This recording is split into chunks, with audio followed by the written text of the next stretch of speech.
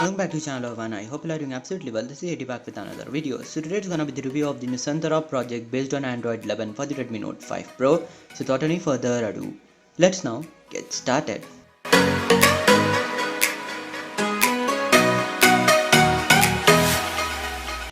So here's my Redmi Note 5 Pro, and guys, this ROM is one of the best Android 11 ROMs till date. Yes, for the Redmi Note 5 Pro, I can straight away tell you that because the battery life, performance, etc. is just awesome in this one. I'll be talking about each and everything in the later part, so do watch this video until the end. So talking about the about device section first, going into the Android version, as you can see, this is based on Android 11, the latest from Google, and it's working absolutely well, no issues with that. And this is the Nusantara project. As you can see, tapping on this thing doesn't do anything, and the security patch is of October 5, 2020. The maintainer is, as you can see, you can read that, so I don't want to pronounce it bad. This is the official build. It says beta, but it's like very much stable. I didn't had any issues regarding performance, battery life, etc. So talking about the Linux status, it's permissive. The kernel is extended kernel, version is 4.4.239 here, as you can see. Talking about other stuff, this ROM is pretty much similar, like security and location. Here it is, the fingerprint scanner, and fingerprint scanner is much better than the Pixel 4a port ROM which I reviewed recently. As you can see, it works fine. Sometimes it also gives that error like couldn't detect fingerprint, etc. But most of the times it's working fine. As you can see, now it's giving that error. Yes, twice it gave that, like it couldn't detect my finger. But if you keep it properly, then it will detect. And as you can see, this was the error I was talking about.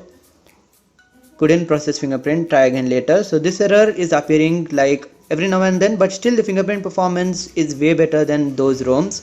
Talking about other stuff like the system menu, as you can see, here are a couple of stuff in the system menu. So going into the gestures, and here are the navigation gestures. I didn't enable that, but now I have enabled it. As you can see, works absolutely well.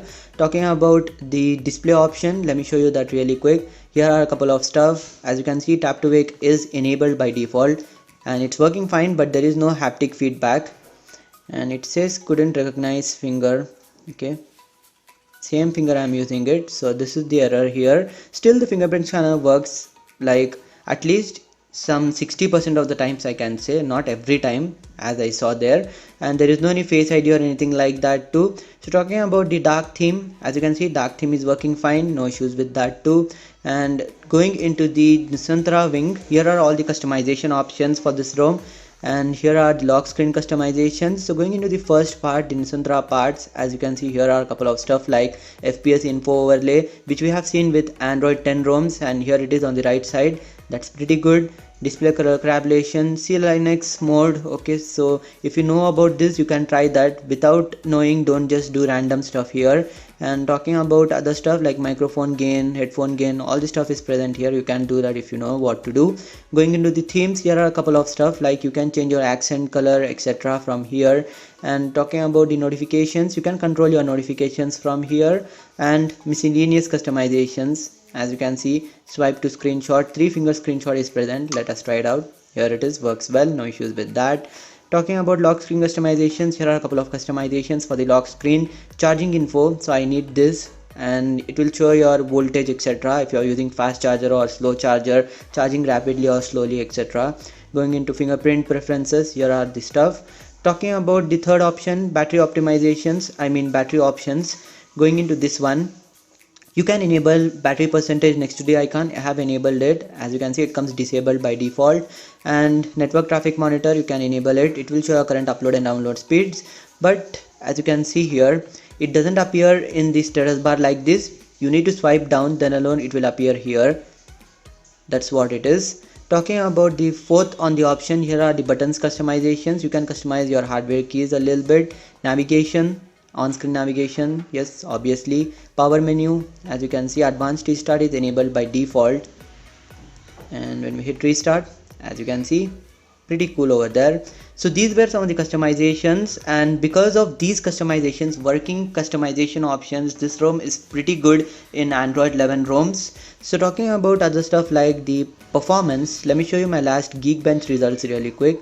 So going into the history, and as you can see, this was when I first installed the ROM, 1191 and 261 on the multi-core.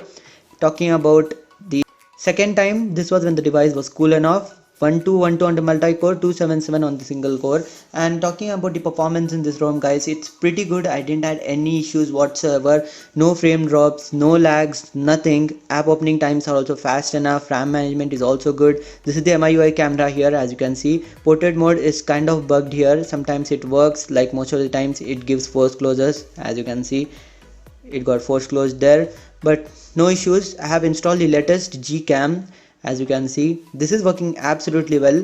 Let me show you some of the samples. This was with the night sight on, and this was with the night sight off. This is inside the room. Because the room was so dark, I used it like to check the night sight. This was without night sight, this is with night sight. Literally day and night difference here, as you can see, with night sight, without night sight, etc. Camera app is just awesome, this camera app. Only issue is the video recording. 4K video recording doesn't work with this. Talking about the performance, I was talking about the gaming performance. Gaming is pretty good in this ROM. Heavy games like Call of Duty, etc. also work pretty well. I didn't have any issues like frame drops or anything whatsoever. I was able to run it on highest settings and it was working absolutely well here. No issues with that. A big thumbs up for that, for gaming performance and overall performance. This ROM is pretty good. Talking about the battery life in this ROM, let me show you my battery state still now. So going into the battery, as you can see, this was my usage. Some of the applications aren't appearing here, and this is not the best, I mean not highly accurate here, but still it's near to accurate, I can say. And in my opinion, the battery life is pretty good in this ROM. Yes, it's like slightly better than Corvus OS 2. Yes, slightly better. There are no any noticeable differences, but still slightly better than Corvus OS. If you test it like point to point, you will definitely notice a difference over there. So in a nutshell, the battery life in this ROM is pretty good, no issues with that. This ROM doesn't come with GApps pre-installed. You need to flash GApps, Nix GApps or Flame GApps as suggested by the developer. I flashed the Bits GApp here and it's working well. I didn't have any issues with these. Still, developer says those, so if you find those, you can flash that. My end conclusion would be that you can definitely use this ROM as your daily driver, guys. No issues with anything. There are no any major noticeable bugs in the system too, and definitely this is one of the best Android 11 ROMs till date for the Redmi Note 5 Pro, and I will be using it as my daily driver at least until I find something better.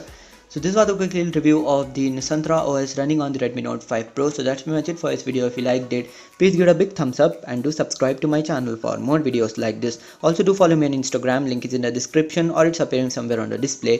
This is all about technology 24/7. Signing off for the moment. You guys have a great day. Peace.